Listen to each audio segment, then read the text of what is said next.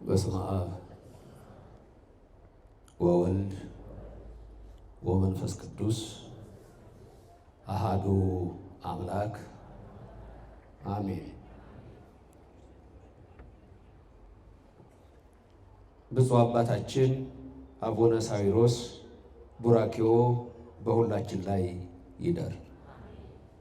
የተከበሩ አባታችን መጋቤ ሕሩያን ቆሞስ አባ ኤልያስ የዚህ ታላቅ ገዳም አበምኔት፣ የደብሩ አስተዳዳሪ መልአከ ብርሃን ዶክተር አባ ጴጥሮስ የስብከተ ወንጌሉ ዋና ኃላፊ፣ አይንተ እግዚአብሔር አበው መነኮሳት፣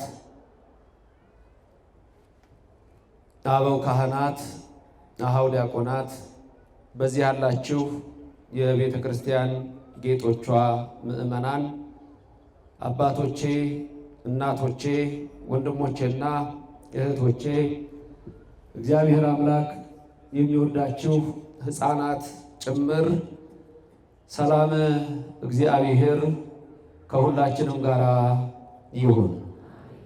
እንደምን አላችሁ? ሰማይን ያለ ምሰሶ ከነግሱ የዘረጋ ምድርንም በውሃ ላይ ያለ ካስማ ከነ ልብሱ ያጸና ደመናን ያለ ድምፅ የሚመራው አየርን ሳይታይ የሚያስጉዘው የሚታየውን የማይታየውን ሁሉ የፈጠረ ቸሩ አምላካችን የሰራዊት ጌታ እግዚአብሔር ከዘላለም እስከ ዘላለም ለስም አጠራሩ ክብረ ምስጋና ይግባው። ረድኤተ እግዚአብሔርን አጋዥ በማድረግ ዛሬ በዚህ ታላቅ ገዳም የምንማርበት የትምህርታችን ርዕስ አሁንስ ተስፋዬ ማነው እግዚአብሔር አይደለምን በሚለው ኃይለ ቃል ይሆናል። ይህ ኃይለ ቃል የልበ አምላክ ቅዱስ ዳዊት ኃይለ ቃል ነው። የጻድቁ በረከት በሁላችን ላይ አድሮ ይኑር። ወይ እዜኒ መኑ ተስፋዬ አኮኑ እግዚአብሔር። አሁንስ ተስፋዬ ማን ነው እግዚአብሔር አይደለምን? ሰው ለሰው አስታዋሽ ነው። ሰው ለሰው አሳሳቢ ነው። በልቡና የሚያሳድር በአእምሮ የሚቀርጽ የቃሉ ባለቤት ሕያው እግዚአብሔር የምትሰሙትን ቃል ሁሉ በልባችሁ ጽላት ይጻፍላችሁ፣ በአእምሯችሁም ይቅረጽላችሁ። ለእኔም ለምናገረው ማስተዋሉን፣ ጥበቡን፣ ምስጢሩን የቃሉንም ደጅ እንዲከፍትልኝ ሁል ጊዜ በጸሎታችሁ አስቡኝ። ይህ ቃል የሚሰማችሁ ሁሉ አሳብ ሕሊናችሁ በሰማያት ይኑር። ያላችሁበትን ስፍራ እወቁ። የጽድቅን ቃል ደስ በሚያሰኙ ጆሮዎች አድምጡ። አንድም እንኳ በዚህ ቅጽር የራሱን ወሬ የሚያወራ ሰው ከቶ አይሰማ። ምድርን ባያት ጊዜ እንድትንቀጠቀጥ ለሚያደርጋት ለኃያሉ አምላክ ለሰራዊት ጌታ ለእግዚአብሔር ከዚህ ሰዓት ጀምራችሁ ልቡናችሁን ለእርሱ አስማርኩ። አሁንስ ተስፋዬ ማን ነው እግዚአብሔር አይደለምን ይላል ቃሉ። ይህ የቅዱስ ዳዊት ቃል ነው። ቅዱስ ዳዊት ለቤቱ 8ኛ ልጅ ሲሆን ስራውን በግ ጠባቂ እንደነበረ በመዝሙር 151 ላይ የተጻፈው ታሪክ ይነግረናል። ራሱ ሲናገር ንዑስ አነ እምአሁየ ወወሬዛ በቤተ አቡየ፣ እኔ ትንሽ ልጅ ነኝ በቤቱ የመጨረሻውም ነኝ፣ ግን እጆቼ ሁል ጊዜ በገና እየደረደሩ እግዚአብሔርን አመሰግነው ነበረ። ደግሞ እርሱም ከፍ አደረገኝ። መኑ ነገሮ ለእግዚአብሔር፣ የኔን ነገር ለእግዚአብሔር ማነገረው? ደግሞ እግዚአብሔር ማን ይነግረዋል? ሁሉን የሚያውቅ ነው ይላል። ሁሉን የሚያውቅ እግዚአብሔር ስሙ ከዘላለም እስከ ዘላለም የተመሰገነ ይሁን። ይህንን የዳዊትን ልቡና ያየ እግዚአብሔር መልአኩን ልኮ አዳነኝ እንዳለ ፈነወ መልአኩ አዳነኝ ይላል። አንድ ቅዱስ ሚካኤል ይረዳው ነበር። ሌላው መልአክ ሳሙኤል ነቢይ ነው፣ ሄዶ ቀብቶታል። ሲቀባውም 7 ሀብታት በዳዊት ላይ አድረዋል። ከነዛ ከ7ቱ ሀብታት አንዱ ሀብተ ትንቢት ነው። በሀብተ ትንቢት 150ውን መዝሙራት ተናግሯል። ከዛ ውስጥ አንዱ ይህ አሁን ከተናገረው ውስጥ አንዷን ቃል መዘን አሁንስ ተስፋዬ ማን ነው? ወይዜኒ መኑ ተስፋዬ አኮኑ እግዚአብሔር፣ የኔማ እንጂ የኔማ ተስፋ እሱ እግዚአብሔር አይደለምን ብሎ ይህን ቃል ይናገራል። ለእኔና ለእናንተም እግዚአብሔር ተስፋችን ነው። የዛሬ ትምህርት በተስፋችን ላይ የተመረኮዘ ይሆናል። የነቢያት የሊቃውንት የሐዋርያትን ጉባኤ የባረከ እግዚአብሔር የኔና የእናንተንም ይባርክልን። አሁንስ ተስፋዬ ማን ነው? ስለ ተስፋ የክርስቲያን ተስፋ ከዓለማዊ ሰዎች ተስፋ ይለያል።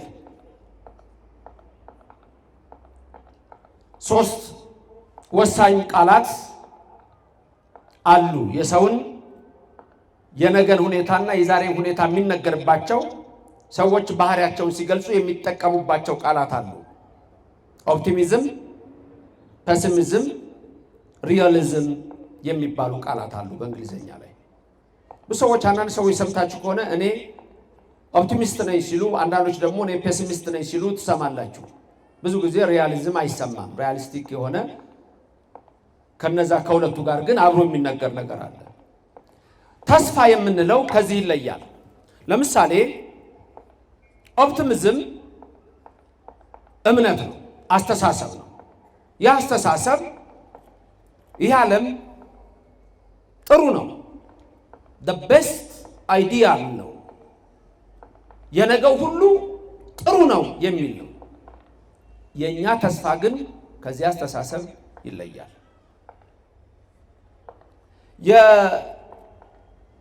የፔሲሚዝም አስተሳሰብ ደግሞ ይህ ዓለም ክፉ ነው፣ ነገም ክፉ ናት የሚል አስተሳሰብ ነው። የኛ አስተሳሰብ ከዚህ ይለያል። የሪያሊዝም አስተሳሰብ ደግሞ ከሁለቱም አስተሳሰቦች ለየት ብሎ ምንም ሆነ ምንም ለውጥ የለውም እስከሚል በቃ ይሄ ነው ያለው ሁኔታ የሚል ነው። ከዚህም የኛ አስተሳሰብ ተስፋ የተለየ ነው። እንዴት ይለያል?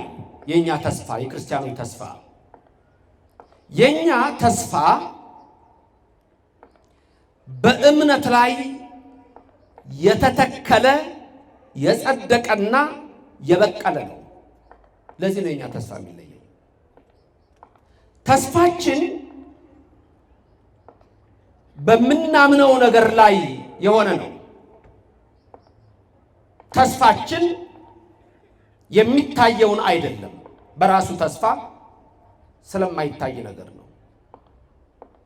ብርሃነ ዓለም ቅዱስ ጳውሎስ በረከቱ በሁላችን ላይ ይደርና በዕብራውያን መልእክቱ ምዕራፍ 11 ቁጥር 1 ላይ እምነት ራሱ ተስፋ የምናደርገውን ነገር የሚያስረግጥ ነው ይላል። እምነት ተስፋ የምናደርገውን ነገር የሚያስረግጥ ነው። ደግማችሁ ተናገሩት። እምነት ተስፋ የምናደርገውን ነገር የሚያስረግጥ ነው። ምን የምናደርገውን ነገር? ተስፋ። እምነት ሲኖረን ተስፋ አለን። በሌላ ስፍራ ላይ የተለመደ ቃል አለ አይደል? እምነት፣ ተስፋ፣ ፍቅር የሚል እነዚህ ሶስቱ እንዴት ናቸው? ጸንተው ከሁሉ ደግሞ ማይበልጣል ፍቅር። እምነትም እዚህ ምድር እስካለን መንግስተ ሰማያትን ለመውረስ ተስፋም የማትታየውን መንግስተ ሰማያት ለመውረስ በዮሐንስ ወንጌል ምዕራፍ 15 እንደተጻፈ፣ በዮሐንስ ወንጌል ምዕራፍ 14 እንደተጻፈ፣ በማቴዎስ ወንጌል ምዕራፍ 25 31 እንደተጻፈ እግዚአብሔር ለኛ የሚሰጣት መንግስት አለች። ቤት አለ በሰማይ ያለ መውረስ እምነት ያለ መውረስ ተስፋ የሚበልጣው ማን ነው ብሎ ተናገረ? ፍቅር። ፍቅር ሁልጊዜ እግዚአብሔርን አፍቅሮ የመኖር ስለሆነ እምነት ተስፋችን ያችን የማናያትን ነገር ነው። በዕብራውያን ምዕራፍ 10 ቁጥር 23 ላይ ምን የሚል ቃል አለ? ተስፋ የሰጠን የታመነ ነው ይላል። ክብር ምስጋና ለስሙ ይድረሰው። ተስፋ የሰጠን የታመነ ነው ይላል። ተስፋ የምናደርገው የማይታየውን ነው ማለት በዛው ብርሃን ዓለም ቅዱስ ጳውሎስ የሚነግረን የሚታየው ነገር ሁሉ ከማይታየው ነው ይላል። ድገሙ። የሚታየው ነገር ሁሉ ከማይታየው ነው። የሚታየው ነገር ምንድነው? ፍጥረት። የማይታየው ምንድነው? እግዚአብሔር ፈጣሪ። የሚታየው ምንድነው? ይሄ ዓለም እና መሰሎቹ 22ቱ ስነ ፍጥረታት 20 ዓለማት። ያውም ከዚህ ውስጥ እኮ እኛ የማናየው ሁሉ አለ። አየርን ለምሳሌ አናየውም፣ እኛ አናየውም። ግን የሚታየውንም የማይታየውንም ብለን የምንለውን ሁሉ የፈጠረ አንድ ፈጣሪ ያለ እግዚአብሔር። ስለዚህ ይህ ፈጣሪ እግዚአብሔር የማይታየው አምላክን እሱ መንግስቱን ያወርሰናል ብለን ወይም በዚህ በምድራዊ ህይወታችን ሁሉ የሚያስፈልገንን ነገር ይሰጣናል ብለን ተስፋ የምናደርገው የማይታየውን እግዚአብሔር ነው። ለስም አጠራሩ ክብርና ምስጋና ይግባው። እግዚአብሔር የማይታይ አምላክ ነው፣ ግን በእምነት ለሰው ልጆች የሚገለጥ ነው። ለምሳሌ ባለፈው የጥር ወርን አጠቃላይ ዘመነ ምን እያለ ነበር ስናስብ የነበረው? ዘመነ አስተርእዮ እንላለን። ያ ምንድነው? እግዚአብሔር ለሰው ልጆች ራሱን የገለጠበት ዘመን ነው። አንድ በልደቱ፣ ሁለት በጥምቀቱ። በእነዚህ ውስጥ ያ የማይታየው አምላክ ታየ። ያንን ነው የምናስበው። ዘመነ አስተርእዮ የምንለው ራሱ ያ ነው። እግዚአብሔር ተገለጠ፣ እግዚአብሔር ታየ። ያ የማይታየው አምላክ ከመቤታችን ከቅድስት ድንግል ማርያም ከስጋዋ ስጋ ከነፍሷ ነፍስ ሲነሳ ታየ። የማይዳሰሰው ተዳሰሰ። ቅዱስ አባ ሕርያቆስ በረከቱ በሁላችን ይደር። ከእርሱ ጋር በላን ጠጣን ይላል። የሐዋርያቱን አፍ አድርጎ ይላል። ከእርሱ ጋር በላን ጠጣን መጥቶ እዚህ ዓለም ላይ አንድም እያንዳንዳችን ስጋው ደግሞ በምንቀበልበት ጊዜ ራሱም በቃሉ እንደነገረን ራዕይ ዮሐንስ ምዕራፍ 3 ከቁጥር 20 ጀምራችሁ ስታዩ በደጅ ቆሜ ታውቁታላችሁ አይደል? በደጅ ቆሜ ምን አደርጋለሁ? አንኳኳለሁ። ማንም በሩን ቢከፍትልኝ ወደ እርሱ እገባለሁ፣ ከእርሱ ጋር እራት ከእሷ ጋር እራት ምን አደርጋለሁ? አስባችሁ ታውቃላችሁ? ይሄን ቃል ከእናንተ ጋር እግዚአብሔር ራስ ሲበላ ጌታ በበራችሁ ሲገባ ቤታችሁ ሲቀመጥ አሁንም በልባችን ይንገስልን። መጽሐፈ መነኮሳት ልብህን ዮሴፍ እንደሰራት ትንሽ ወንበር አድርግ ይላል። ዮሴፍ ለጌታ ትንሽ ወንበር ሰርቶለት ነበረ። ያው ወንድሞቹ ያውም ካስቀመጡት ነው አንዱ ያቅፈዋል፣ አንዱ ያቅፈዋል። መዓዛው ራሳቸው ሰውነታቸው ላይ ይሆን ነበረ። የክርስቶስ መዓዛ በእናንተ ላይ ይሁን፣ ኃጢአታችሁን ያስወግድላችሁ።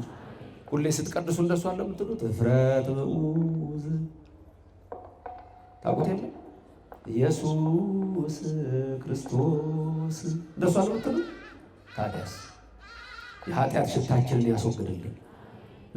ልብሽን ልባችሁን እንደዛች ትንሽ ወንበር አድርጓት። በዛ የትንሽ ወንበር ላይ ዮሴፍ እየሰራ ጌታን ቁጭ አድርገው ነበረ። እናንተም ልባችሁ እንደዛ ስታደርጉ ጌታ መጥቶ በዛ ቁጭ ይላል። የሁላችን አምላክ በልባችን ይንገስልን። ለስም አጠራሩ ክብርና ምስጋና ይግባው። የማይታየው አምላክ ታየ፣ የማይዳሰሰው ተዳሰሰ። ተስፋ የምናደርገው የሚታየው አይደለም፣ የማይታይ አምላክ ነው። ያ የማይታየው አምላክ ግን ራሱን በተለያየ መንገድ ገለጠ። በነቢያት ገለጠ፣ በሐዋርያት ገለጠ፣ እንደውም በብዙ ህብርና ምሳሌ ገለጠ ብሎ በሌላ ስፍራ ቅዱስ ጳውሎስ ቅድም ያነሳነው ሐዋርያ በምዕራፍ 1 ላይ ደግሞ ምንድነው የሚለው? ለአባቶቻችን በብዙ ህብርና በብዙ ምሳሌ በእነርሱ ከተናገረን በኋላ እግዚአብሔር ስሙ የተመሰገነ ይሁን። በአባቶቻችን በብዙ ህብር በአባቶቻችን ነቢያት በብዙ ምሳሌ ከነገረን በኋላ ኋላ ላይ በዘመኑ ፍጻሜ እርሱ በራሱ ደግሞ መጥቶ ራሱን ለኛ ገለጠ ይላል። በብዙ ህብር በብዙ ምሳሌ ለአባቶቻችን ይገልጥ ነበር። ከዛ ውስጥ አንዱ እስቲ የምታስታውሱት ከጌታ ጋር የታገለ ማን ነበረ? ከርዕሰ አበው ማን ነበር ከጌታ ጋር የታገለ ለሊቱ ሙሉ? ያዕቆብ አይደለም? የቅዱስ አባቱ ያዕቆብ በረከት በሁላችን ይደር። ሲታገለው አባቶቻችን እንደሚገልጹልን መጽሐፍ እንደሚመሰክሩልን ደረቱን ከደረቱ ገጥሞ ይላል። ያ ትግል ምንድነው? በኋላ ላይ ባርከኝ ብሎ ለሊት ሄደ ይላል። ከስጋ ስጋ ከነፍስህ ነፍስ ነስቼ መጥቼ አድናለሁ ሲለው ነው ይላል። ከስጋ ከመቤታችን ከስጋዋ ከነፍሷ ከመቤታችን ከነፍሷ ስጋንም ነፍስንም ደምንም አጥንትንም ተዋህዶ ያዳነን የሁላችን አምላክ ኢየሱስ ክርስቶስ ስሙ መስጉን ይሁንልን። የማይታየው አምላክ ራሱን በተለያየ መልክ ገልጦልናል። ስለዚህ ተስፋ የምናደርገው እሱን ነው። ተስፋ በእያንዳንዳችሁ ልብ ውስጥ አለ። በእያንዳንዱ ሰው ልብ ውስጥ ተስፋ አለ። ያ ተስፋ ደግሞ ከእግዚአብሔር ጋር የሚኖር ግንኙነት ነው። ለዚህ ነው ቅድም ያልኳችሁ እንደው ዝም ብሎ ነገ ጥሩ ይሆናል በሚል የፍልስፍና አስተሳሰብ አይደለም የኛ የሃይማኖት አስተሳሰብ፣ ወይም የሳይንስ አስተሳሰብ ነገን ጥሩ እናደርጋታለን በሚል አይደለም፣ ወይም የፖለቲካ አስተሳሰብ አይደለም። መጽሐፍ ቅዱሳዊ በሆነ አስተሳሰብ እያንዳንዱ ሰው ተስፋ ይኖረዋል። ብዙ ጊዜ ለዚህ ነው ክርስቲያን ተስፋ አቤት ክርስቲያን ተስፋ ይቆርጣል። በቃ ይሄ ነው አይደል? መፈክሩ ለሌሎች አልተባለም አይደል?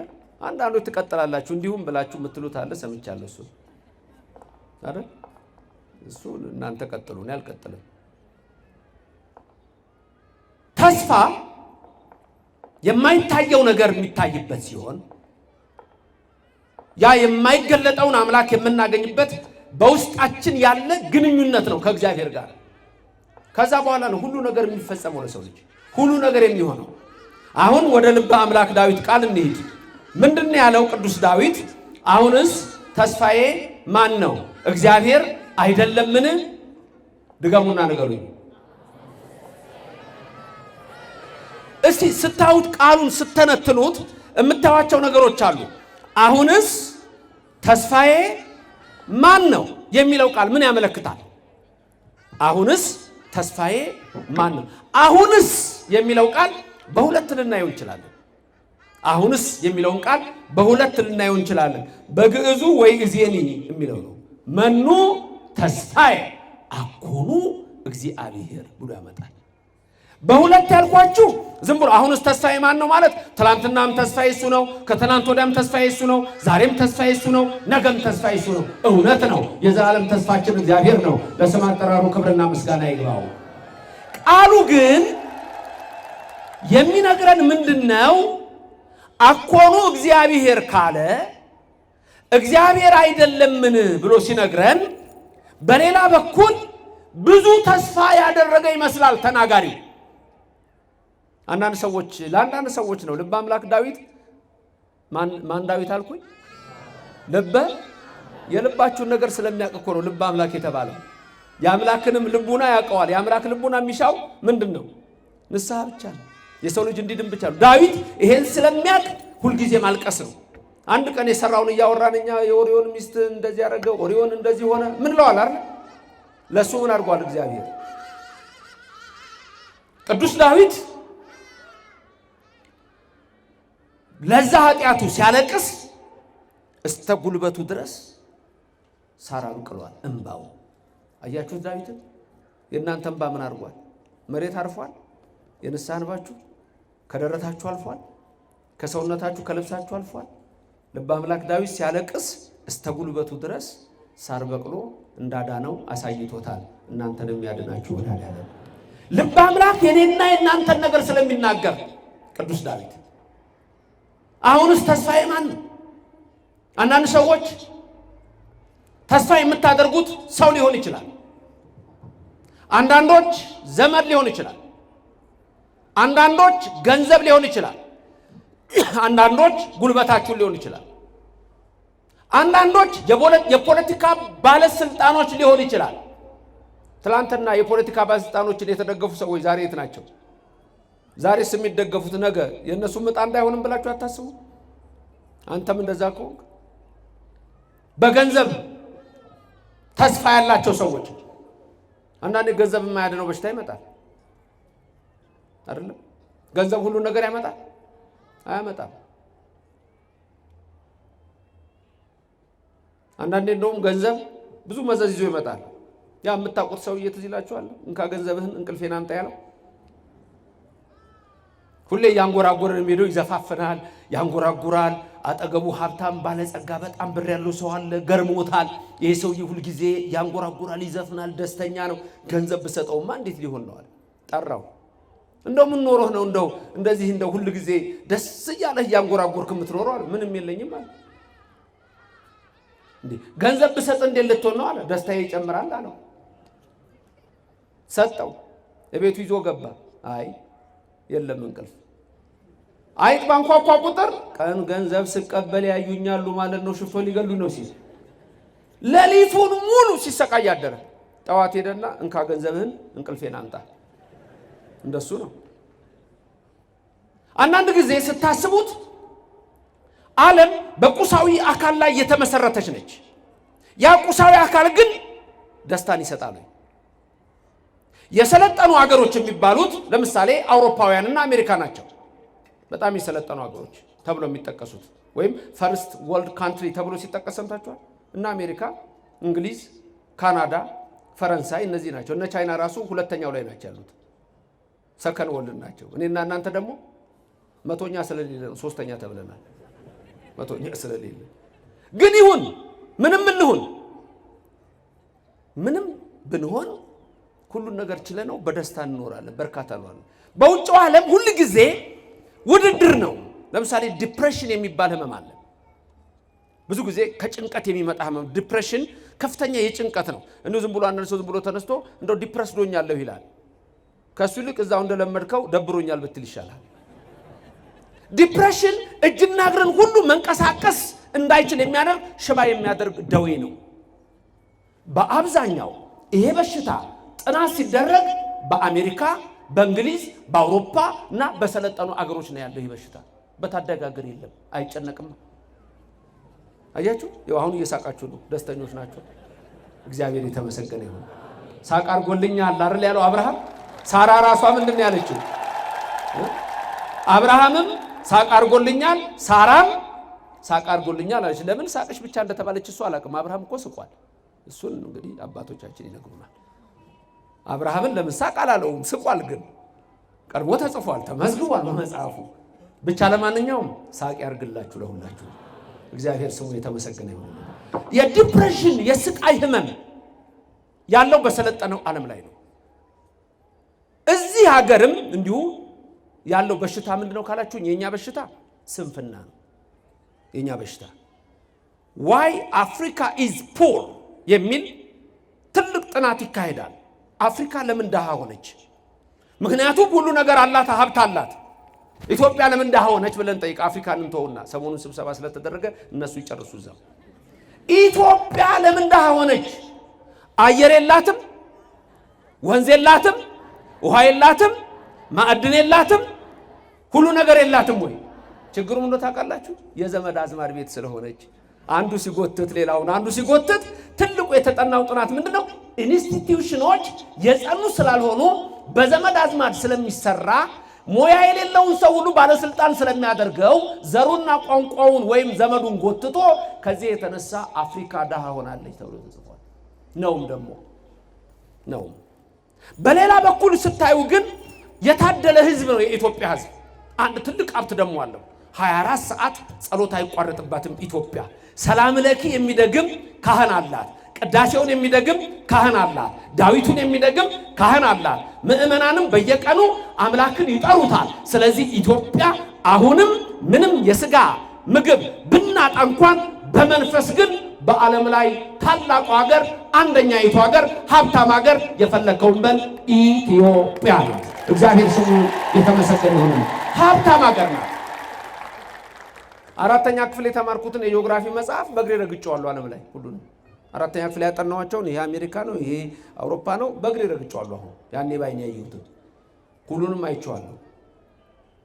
በአብዛኛው ማለት እችላለሁ። በረከት ግን በኢትዮጵያ ምድር አለ። ስሙ የተመሰገነ ይሁን። በዚህ የኑሮ ውድነት ውስጥ፣ በዚህ አይነት ችግር ውስጥ፣ በዚህ አይነት ፈተና ውስጥ 1 ኪሎ በርበሬ ስንት ነው? 1 ኪሎ ሽንኩርት ስንት ነው?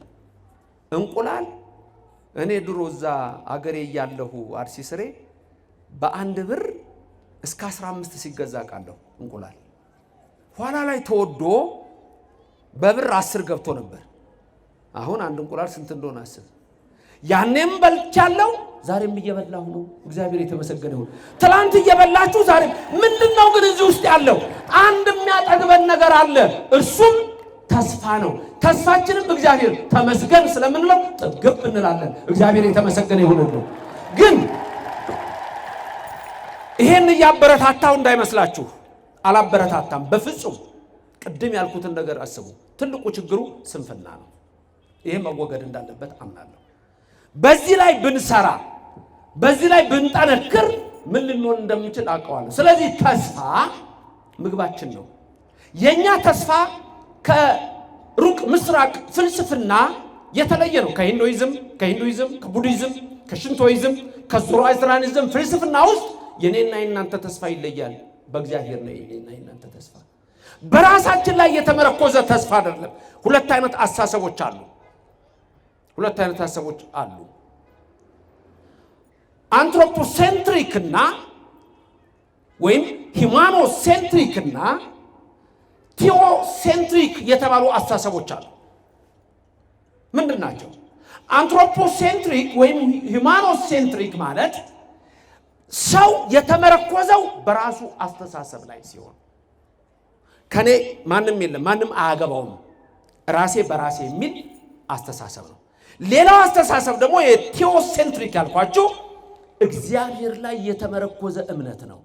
በራስ ላይ የተመረኮዘ ተስፋና በእግዚአብሔር ላይ የተመረኮዘ ተስፋ ቅድም ያልኳችሁ የኢትዮጵያና የሌላው ዓለም ልዩነት ነው። የኔና የናንተ ተስፋ ይልቁንም ክርስቲያኖች ኦርቶዶክሳውያን ተስፋችን ሁሉ ማንን ማዕከል ያደረገ ነው? አምላካችን እግዚአብሔርን ስሙ የተመሰገነ ይሁንልን። እሱ ላይ የተመረኮዘ አስተሳሰብ ነው። በሱ ላይ የጸና አስተሳሰብ ነው። በመጽሐፍ ቅዱስ ላይ በእምነታችን ላይ የጸና ቅዱስ ጳውሎስ ያለው ማለት ነው። እምነታችን ተስፋችንን የሚያሳይ የሚያስረግጥ ነው። የማናየውንም ነገር እንድናይ ያደርጋል።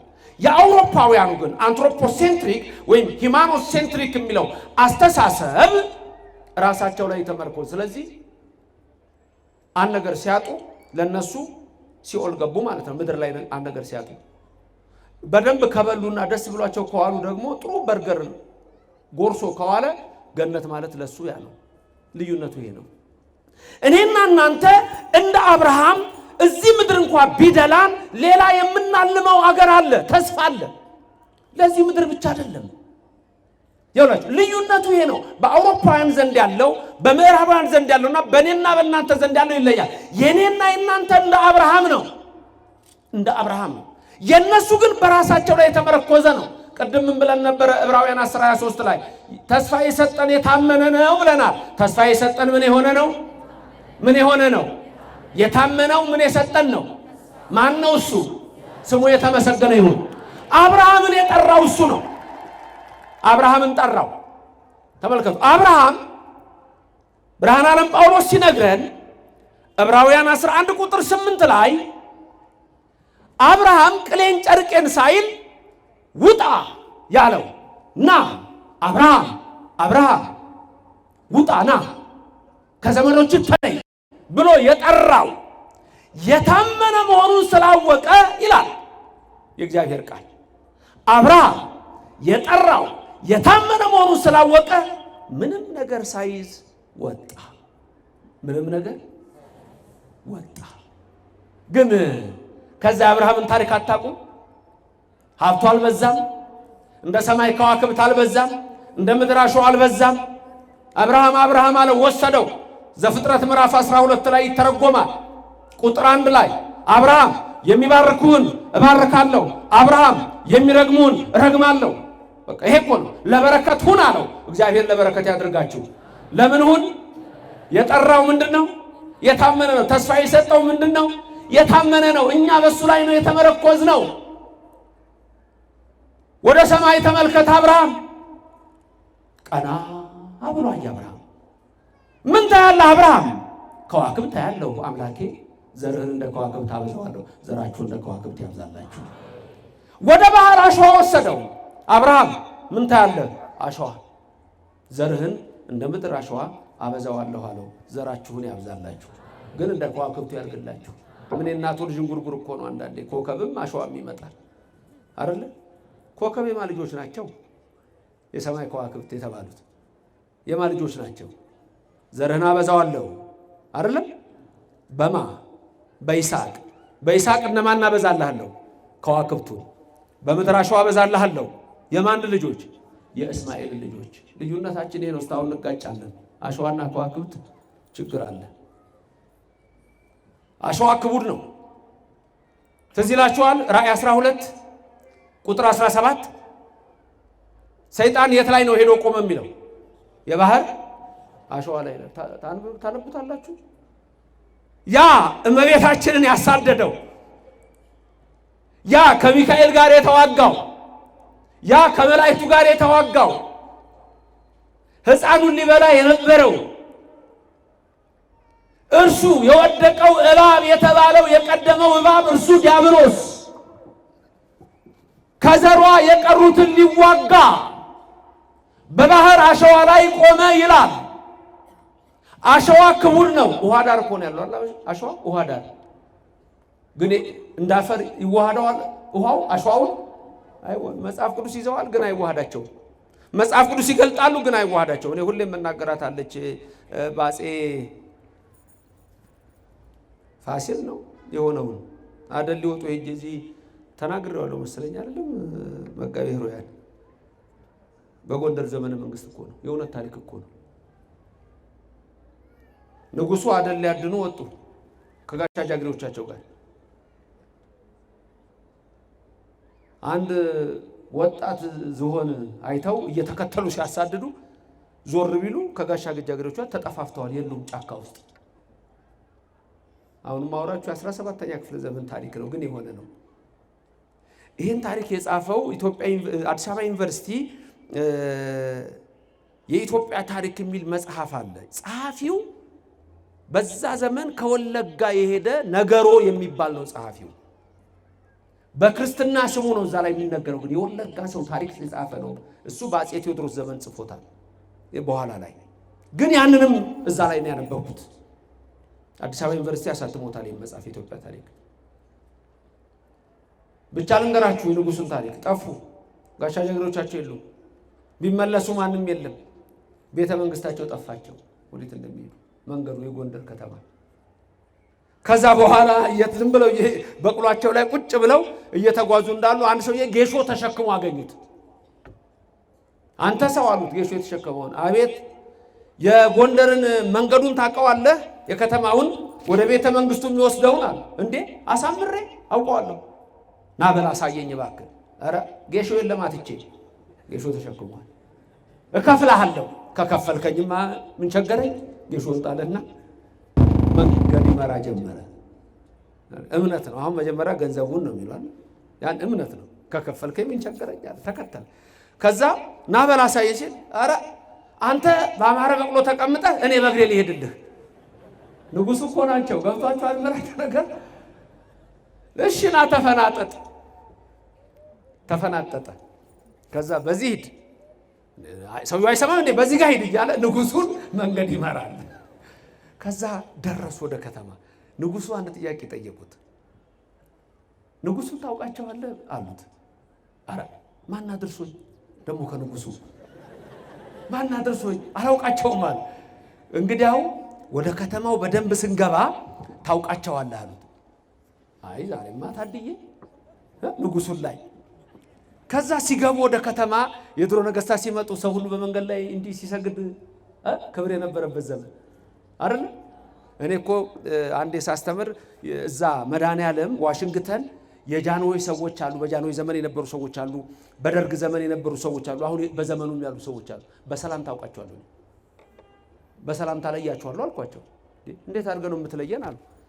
በአፄ ኃይለ ሥላሴ ጊዜ የነበሩት እኔ አሁን ልጅ ነኝ፣ ያውም ሲሄድ የዛን ጊዜ ገና ይሄ ሁሉ እዛ ነው የወጣው። እንደውም ይሄ ልጅ ሊያስተምረን ነው የመጣው፣ ልናስተምረው ነው አሉ። ከዚህ እንደጨረስኩ ሄድኩ ጊዜ ማለት ነው። ግን ሲያናግሩኝ በዛ ዘመን የነበሩ ሰዎች መጀመሪያ እንዲህ ነው የሚሉት። ዛሬ ድረስ ትልልቅ ሰዎች እኛ የተጎዳነው የተውነውን ነገር ልንገራችሁ። ከፖለቲካው ጋር እያገናኘን ኦርቶዶክስን እንድንጠላት ስርዓቷን እንድንጠላ የተደረገበት ብዙ ነገር አለ። ብቻ ለማንኛውም በዛ ዘመን የነበሩ ሰዎች እንዲህ ይላሉ፣ ሰላምታ ይሰጡ። በደርግ ዘመን የነበረው ሰው ደግሞ እንደሚል ካላችሁ እዚሁ አላችሁ ከኋላ አጠፉ። አረ እናንተ ትሻላሉ። የአሁኑ ዘመን ደግሞ አለል እንጂ ከተቀመጠበት አይነሳ፣ ሽማግሌ ቢመጣ አይነቃነቅ፣ ከፈለገ ሰላም ነው ይላል። ይኸው ሰላም ነው ሲል ገና መልስ ምንድነው? ምንድነው ሰላም? ሰላም ነው ስትባይ እንደሱ ነው የምትይው? ቆይ ንገሩኝ፣ ሰላም ነው እንደምትሉት እዛ መንገድ ላይ እንደምትሉት ሰላም ነው አማን ነው እንዴት ነው የምትሉት? አንቺ ደግሞ ውሸታ ነሽ እሱ ብለሻል። እኔ አሁን እውነተኛውን አይደለም ነገር እዚህ ጋር ያስፈልጋል የሚለውን አይደል፣ እዛ ጋር የምታረጉትን ነው የምናገረው። አማን ነው ሰላም ነው ደህና ዋላችሁ። እግዚአብሔር ይመስገን የቱ ጋር እንደሚመጣ አወቃችሁታል። አሁን አማን ነው ሰላም ነው የሚለው ሰላምታ እግዚአብሔርን እንድትተዉ የተደረገ ሰላምታ ነው። አያችሁ፣ እግዚአብሔር ይመስገን እንዳትሉ የተደረገ ሰላምታ። ቆይ የንጉሱን ታሪክ ልጨርስ ታውቁት። ከተማ ገቡ። አሁን ምን ይታወቃል ብያችኋለሁ። በሰላምታ አይደለ ንጉሱ አይደሉ? ሰው እያየ ተገርሟል። እንዴ ንጉሱ ዛሬ ማንን ነው የጫኑት ያፈናጠጡት? ሰው ራሱ ተገርሟል። ግን ምን ያደርጋል? ይሰግዳል፣ ይጎነበሳል። አሁን ያ ሰውዬ ከኋላ የተፈናጠጠው እንግዲህ አሁን ንጉሱን መለየት አለበት አለ። ከማን ጋር ነው ያለው? ከንጉሱ ጋር። ከዛ በኋላ እሳቸው አሁንስ ንጉሱን አወካቸው አሉት። የት አሉ? እንደው አንዳንዴ ሰው ከደነቆረ በቃ ደነቆረ እስከመጨረሻ አለቀ። ሰው የሚያደርገውን አታይም እንዴ ያለው? ምን እያደረገ ነው? ይሄው እየሰገደ እሱንም አይቻለዋል። ታዲያ አሁን ንጉሱን አወካቸው? ለኛ እኮ ነው የሚሰግደው ሲሉት ወይ ካንተ ወይ ከኔ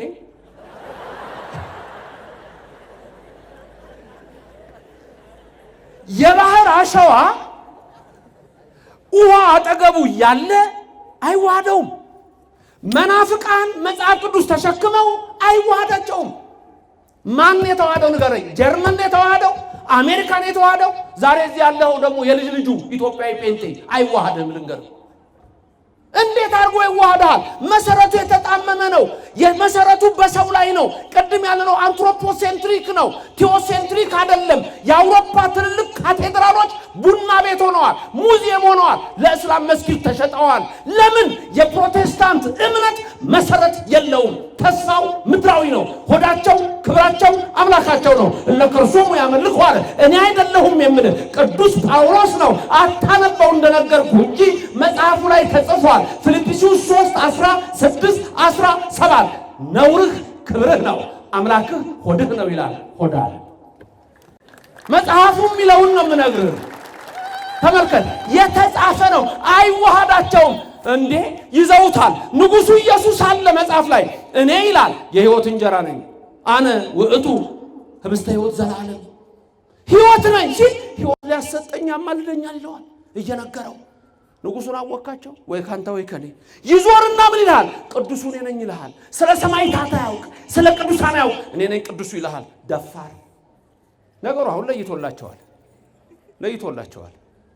እኔ ሰሞኑን ሁሉ ተናግሬዋለሁ። እዚህም ልናገር ሲያወሩ የሰማሁትን ነው። የሆነ ከበበኝ ያለ ሰውዬ ሰው ነው የነገረኝ።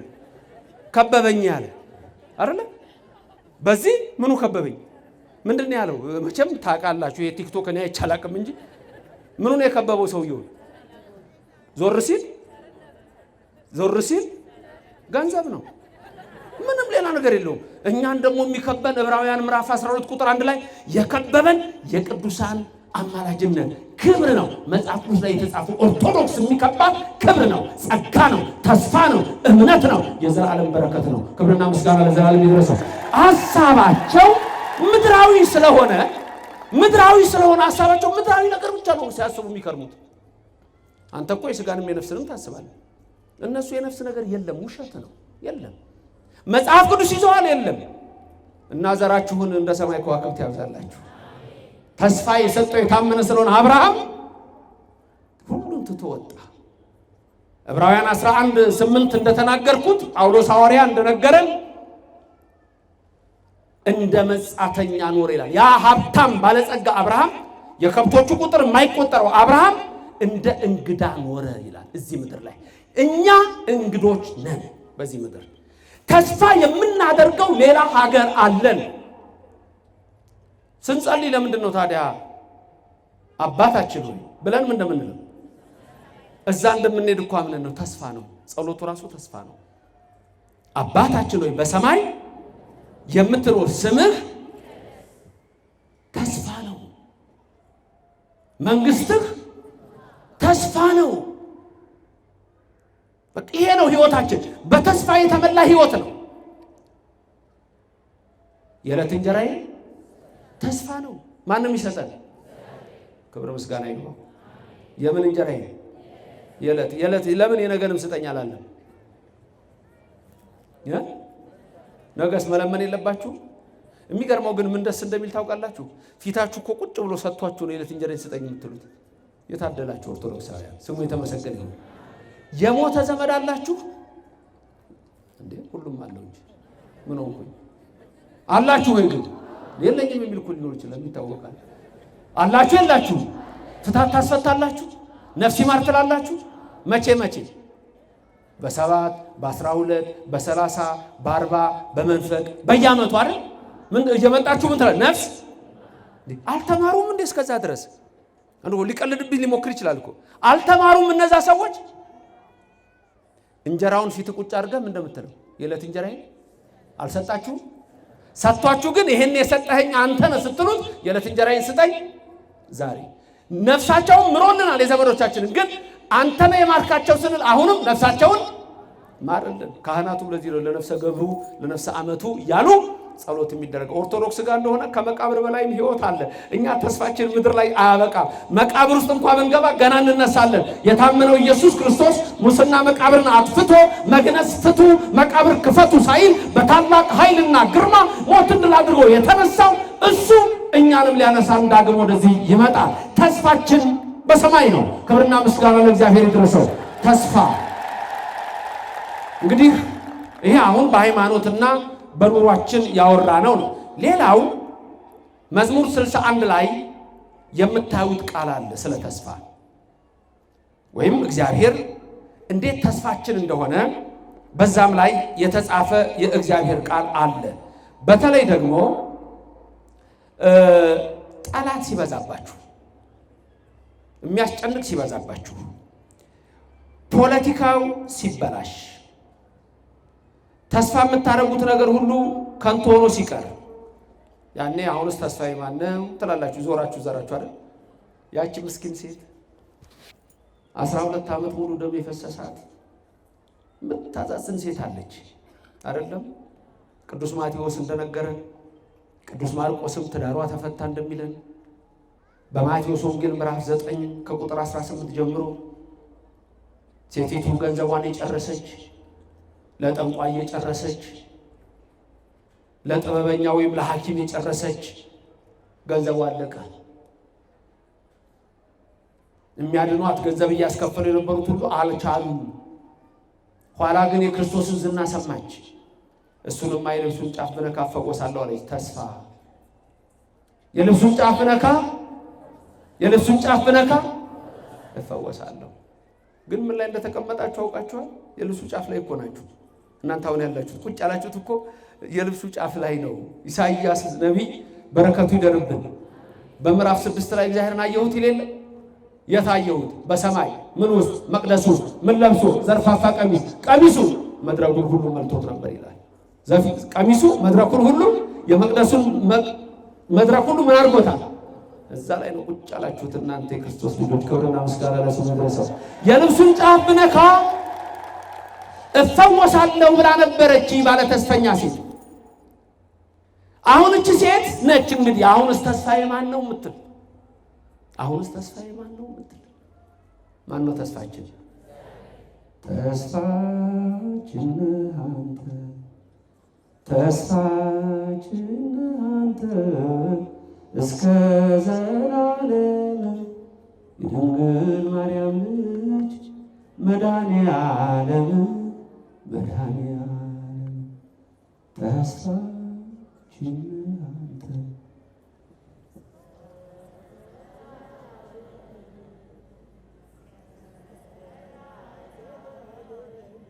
የድንግል ማርያም ልጅ መድኃኔዓለም በሰው መሃል ገባች። የሷ ቀኖና በ5000 ሰው መሃል መሄድ ነው። ዝም ብላች ሴት ሄዳች የልብሱን ጫፍ የነካች እንዳይመስላችሁ። ወንድ ብቻ 5000 ሰው ነው የሚከተለው። ወንድ ብቻ ተጋፍቶ መሄድ፣ ሰውነቱ ለደቀቀ ህመም ላለበት ሰው አስቡት። ያን ሁሉ አልፋ ሄዳ የልብሱን ጫፍ ስትነካ የደሟ ፍሰት ቀጥ አለ፣ መዓዛዋ ተለወጠ። ክብርና ምስጋና ለእግዚአብሔር ይድረሰው። ይህች ሴት አሁንስ ተስፋዬ ማን ነው የምትላ? በግል ህይወትሽ ቅድም ተስፋ ከእግዚአብሔር ጋር የሚገናኙበት ነገር ነው ብያችኋለሁ። አሁን ደግሞ አስገዳጅ ነገር ሲመጣ በፖለቲካ አስገዳጅ ነገር ሲመጣ ልበ አምላክ ዳዊት ስለ መቃብያን የተናገረው ልንገራችሁ። መቃብያን ግሪኮች ተነስተው ወይም አንጢያኮስ የተባለ ንጉስ መጣና ምን አላቸው? ለስዕለ ፀሐይ ስገዱ፣ መስዋዕተ እሪያ ብሉ አላቸው። አሳማ ይበላሉ እስራኤል። እናንተስ ትበላላችሁ? አንድ አባት ነበሩ። አሁን እዚህ መጥተዋል፣ እርቅ ሲባል ገብተዋል። ስለ አሳማ ብቻ ያወሩ የነበረ አሜሪካ ሀገር። አሁን እዚህ ስላሉ ድንገት ደግሞ አይታወቅም፣ ስልጣን ላይ ናቸው። እሱና አቡነ ሳዊሮስ እነሱ ናቸው የሚያውቁት። ስለ አሳማ ብቻ ካልበላችሁ እያሉ አሜሪካ ሀገር የሚያወሩ ስለ አሳማ ብቻ፣ ማንም ሳያስገድዳቸው እኮ።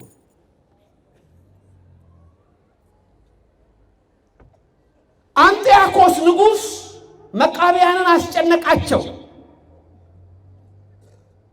መዝሙር 61 ላይ በእንተ መቃብያን ነው። እዛ ላይ የሚናገረው ቅዱስ ዳዊት በነዚህ በመቃብያን ላይ የደረሰውን የሚናገር ነው። ይህም ለስዕለ ማይ ለስዕለ ፀሐይ ካልሰገዳችሁ መስዋዕተ እሪያ ካልበላችሁ ብሎ ንጉሱ አስገድዷቸዋል።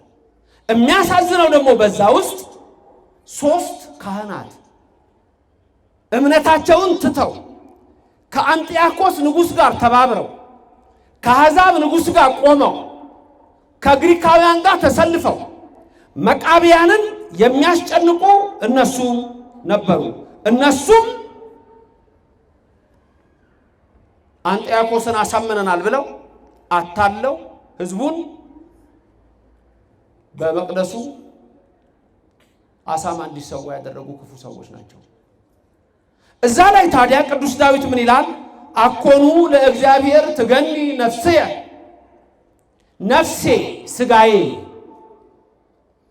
ለእግዚአብሔር የምትገዛ አይደለችም ይላል። ለእግዚአብሔር የምትገዛ ስለሆነች ለጣዖት ስገጂ አትበሏት። ስጋዬ በንጽህና ባዘዘው ሕግ የምትኖር ከሆነ መስዋዕተ እሪያ ብይ አትበሏት። እስመ ኀቤሁ መድኃኒቴ፣ የኔ እንደሆነ መድኃኒቴ ከእግዚአብሔር ዘንድ ነው። የምትገዛውም ነፍሴ ለሱ ነው። እስመ ውእቱ አምላኪየ ወረዳኢየ ወመድኃኒየ፣ ረዳቴ፣ አዳኜ፣ ተስፋዬ፣ መከታዬ፣ ከለላዬ፣ ኃይሌ ወፀወኔ፣ ብዋጋ ኃይሌ፣ ብሸሽ መጠጊያዬ እግዚአብሔር አይደለምን? ነፍሴስ የምትገዛው ለሱ አይደለምን? ይልና ተስፋው እግዚአብሔር እንደሆነ ሲናገር ቅዱስ ዳዊት በዚህ ምን ይላል? እስመ ኀቤሁ ተስፋዬ፣ ተስፋዬ ከሱ ዘንድ ነው። ከማን ዘንድ ነው? ከእግዚአብሔር ዘንድ ነው ተስፋችን። ስለዚህ ዛሬም እኔ እናንተ በፖለቲካ አስተሳሰብ ሊሆን ይችላል፣ በግል ሕይወታችን ሊሆን ይችላል፣ በኑሮ ሊሆን ይችላል፣ በየትኛውም ስፍራ ላይ እግዚአብሔርን ከያዝን ተስፋችን ሙሉ ነው። ነፍሴ አታውኪ ይላል ቅዱስ ዳዊት አይደል? መዝሙር 41 ላይ ሁሌ ታውቁት የለ? ነፍሴ ምን አትበይ በእግዚአብሔር እመኚ። ንገሯት ስለነፍሳችሁ፣ ነፍሴ አታውኪ በሏት፣ በእግዚአብሔር ታመኝ። ነፍስ ትታወቃለች። እግዚአብሔር ግን እርሱ ሁላችንም ከሚያስፈራን ነገር ሁሉ እየሰወረ ያድነናል። ስለዚህ ራሱ ጌታ በቅዳሴው ላይ የነገረን ቃል እንዲህ የሚል ነው። አንተ ውእቱ ምርኩዘ ጻድቃን፣ በአማርኛ ምርኩዝ የምንለው በትር የምንለው፣ አንተ የጻድቃን ምርኩዝ ነህ። ተስፋሆሙ ለስዱዳን፣ ለተሰደዱ ተስፋቸው አንተ ነህ። መርሶሙ ለእለ ይታወኩ፣ ለሚታወኩ ሰዎች የጸጥታ ወደባቸው አንተ ነህ። ይህ ቅዳሴ ላይ ሁሌ የሚባል ነው። ብርሃነ ፍጹማን ወልደ አምላክ ሕያው፣ የፍጹማን ብርሃን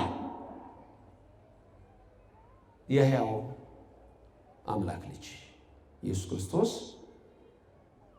ለተሰደዱ ተስፋቸው አንተ ነህ፣ ለታወኩ ጸጥታቸው አንተ ነህ፣ ለፍጹማን ዕውቀታቸው አንተ ነህ። ይሄ ሁልጊዜ ቅዳሴ ላይ ቅዳሴ እግዚእ የሚባለው ሲቀደስ የሚባል ነው የሚልልናል። አባታችን ያሰሙናል። እዛው ቁጭ እንዳሉ ቁጭ ብለው ነው። እዛው መምህር እኮ ቁጭ ብሎ ነው።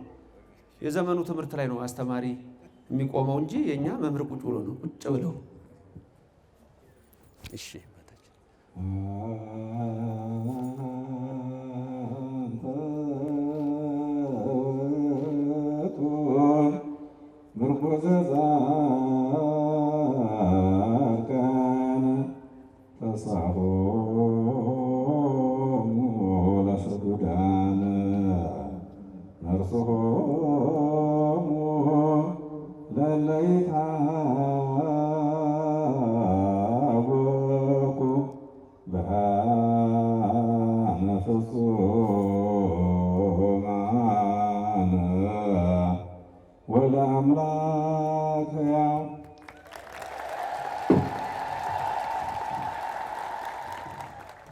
አሁን ይሄ ሁልጊዜ ቤተክርስቲያናችን የሚባለው አንተ ውቱ።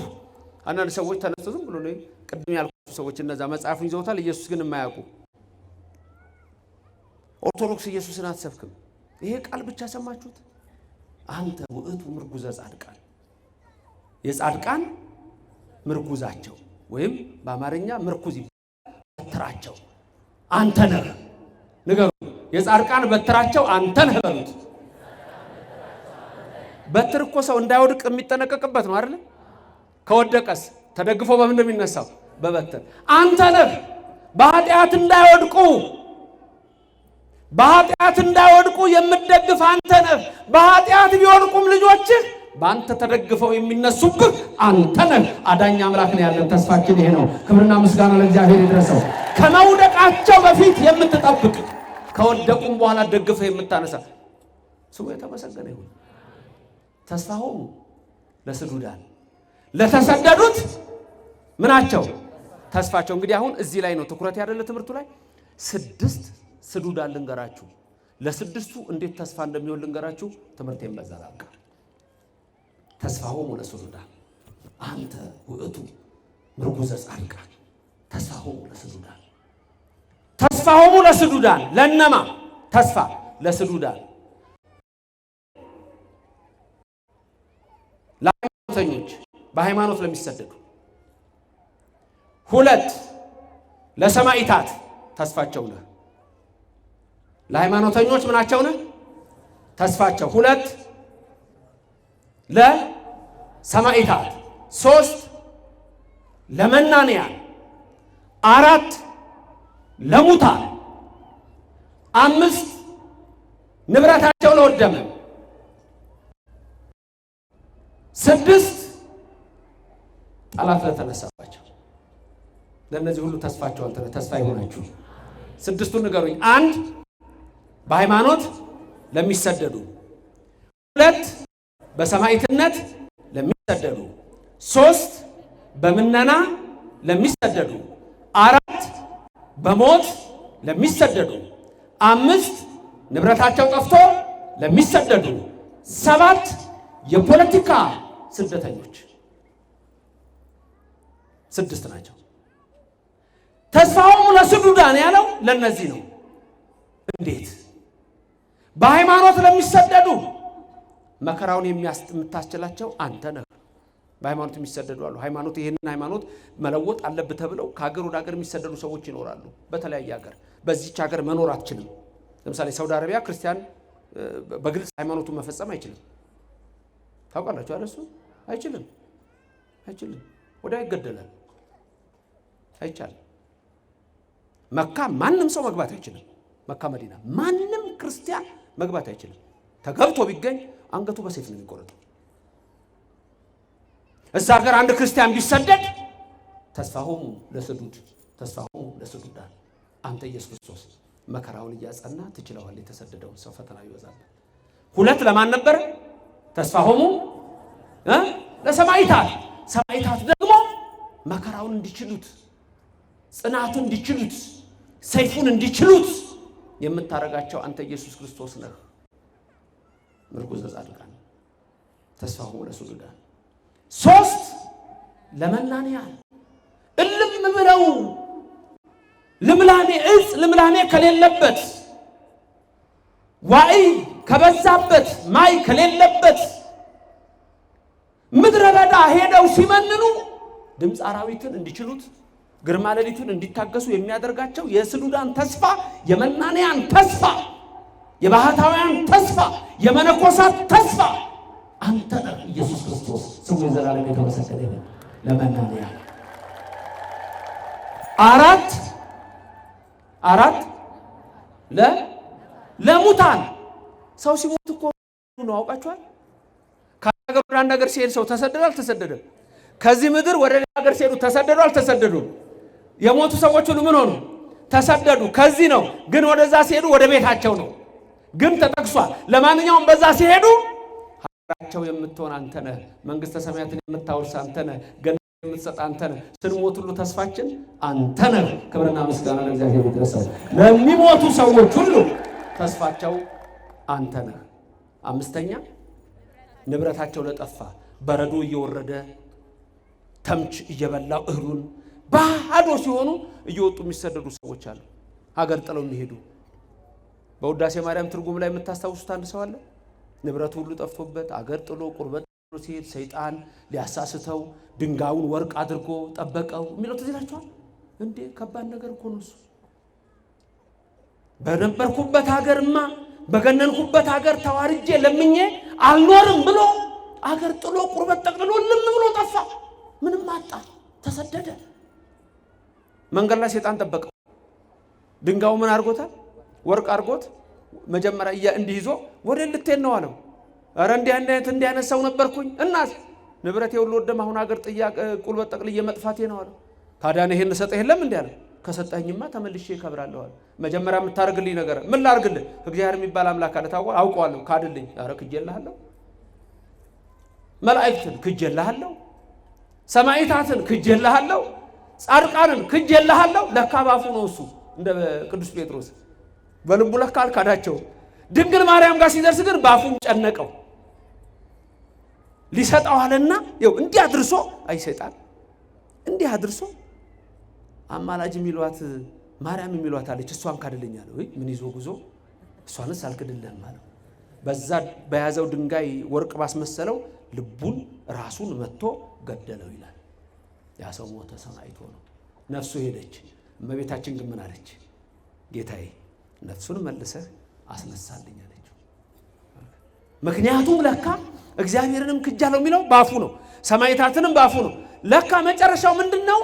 መታረቂያዬ ድንግል ማርያም ነች። እታረቀው የለ አምላክ እንደሆነ ስለናተ ካልኩት የእናት ልመና ፊት ያስመልስ አንገት ያስቀልስ ይታረቀኛል ብሎ ድንግል ማርያም ላይ ሙጥኝ ብሎ ነበር። ለካ አረ እንዴት ይሆናል እናቴ አላት። በል ቃል ኪዳን የሰጠህ ለዚህ አይደል? እሺ ነፍሱን መልሶ እንደገና ሕያው አድርጎ ቤተክርስቲያን ሄዶ ሀብት ንብረት ሰጥቶት ከብሮ ገኖ እንዲኖር አድርጎታል። እግዚአብሔር ምን ይሳነዋል? ክብርና ምስጋና ለዘላለም ይድረሰው። ተስፋውም ለስዱዳን ተመልከቱ። አንተ ነህ ድንግል ማርያም እሱን ይዛ ነው ለኛ ተስፋ የሆነችው። በራሱ አይደለም የምታደርገው፣ እግዚአብሔር በሰጣት ጸጋ ነው። ይሄንን አውቃለን ኦርቶዶክሳውያን፣ ለዚህ ችግር የለብንም ይመስላቸዋል እንጂ ሰይጣን አውቆ ሲያታልል ነው። ንብረታቸው ለጠፋ ለወደመ ሁሉ ተስፋ አንተ ነህ። እግዚአብሔር ተስፋ የሆናችሁ ንብረታችሁን ሙሉ ያድርገው፣ ቤታችሁን ሙሉ ያድርገው። የመጨረሻው ስድስተኛው የፖለቲካ ስልጣን ንጹሃን ሆነው የሚሰደዱ ይኖራሉ። ሁሉ ንጹህ ሁሉ በደለኛ አይሆንም፣ ንጹህ ሰው ደግሞ ይሆናል። ያ ደግሞ ተስፋ ከእግዚአብሔር ጋር ሰው የሚገናኝበት ነው ብለን የለ። በዛ ውስጥ እግዚአብሔር ንጹሃኑን ሁሉ ከለላ ያረጋቸዋል፣ ይሰውራቸዋል። ከክፉ ነገር ይሰውራችሁ፣ ከመከራ ስጋ ከመከራ ነፍስ ይሰውራችሁ፣ ሀብተ ስጋ ሀብተ ነፍስን ያድላችሁ። እግዚአብሔር በረድኤት ከሁላችን ጋር ይሁንልን። ለስም አጠራሩ ክብር ምስጋና ይግባው። ብርሃነ ፍጹማን ነው እግዚአብሔር፣ የፍጹማን ሁሉ ብርሃን ነው። የመላእክት የሰማዕታት የቅዱሳን ዕውቀት ነው። የእናንተ ሁሉ ምርኩዝ ነው። ብትወድቁ በማ ትነሳላችሁ? በእግዚአብሔር። ተስፋችን በሰማይ ነው። ነፍሴ አታውኪኝ በሏት፣ በእግዚአብሔር ታመኚ። ነፍሳችን በእግዚአብሔር ትታመን። በግል ሕይወታችሁ አትጨነቁ። ቤታችሁን ማይሙላላችሁ እግዚአብሔር። ስለምትለብሱት አትጨነቁ። ስለምትበሉት ከልብስና ከስጋ ከሰውነት ማን ይበልጣል? ከስጋ ከሰውነትና ከልብስ ማን ነው የሚበልጠው? ታዲያ ስጋ ሰጥቻችሁ ልብስ ከለክላችኋለሁ ይላችኋል እግዚአብሔር። ሰማችሁ? ስጋ አልሰጣችሁም፣ አካል አልሰጣችሁም፣ ልብስ ከለክላችኋለሁ? አልከለክላችሁም፣ አይከልክላችሁ። ከምግብና ከነፍስ ማን ይበልጣል? ማን ይበልጣል? የሚበልጠውን ነፍስ አልሰጣችሁም፣ ታዲያ ምግብ ከለክላችኋለሁ? የሰማይ ወፎችን ተመልከቱ ይላል። እንዲህ ያለ እግዚአብሔር ቤታችሁ ሙሉ ያርግላችሁ። ስለ ጤና ትጨነቃላችሁ? ተስፋ አድርጉት መድኃኒዓለምን። ያቺ ሴት መታ እንደዳነች እናንተንም ፍጹም ጤና ይስጣችሁ። ሐኪም እኮ አልቻለውም ነበር፣ ጠቢባን እኮ አልቻሉትም ነበር። እግዚአብሔር ይፈውሳችሁ፣ እግዚአብሔር ያድናችሁ። በሕይወታችሁ ሁሉ ከእናንተ ጋር ይሁን። መድኃኒዓለም አይተወን። ተስፋችን አንተ እስከ ዘላለም እስከ ዘላለም የድንግል ማርያም መድኃኒዓለም መድኃኒዓለም ተስፋችን እስከ ዘላለም እስከ ዘላለም የድንግል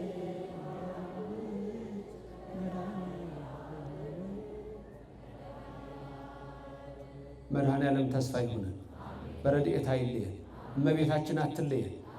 ተስፋ ናት ድንግል ማርያም። ተስፋ ትሆናችሁ። ልጇ ኢየሱስ ክርስቶስ ራሱ ተስፋ መንግሥተ ሰማያት ነው። መንግሥተ ሰማያትን ያወርሳችሁ። በሕይወታችሁ ሁሉ ምንም ነገር አትጡ። ክፉ ነገር አይንካችሁ። ምስጋና ለሥላሴ ይሁን። እግዚአብሔር የተመሰገነ ይሁን። አሜን።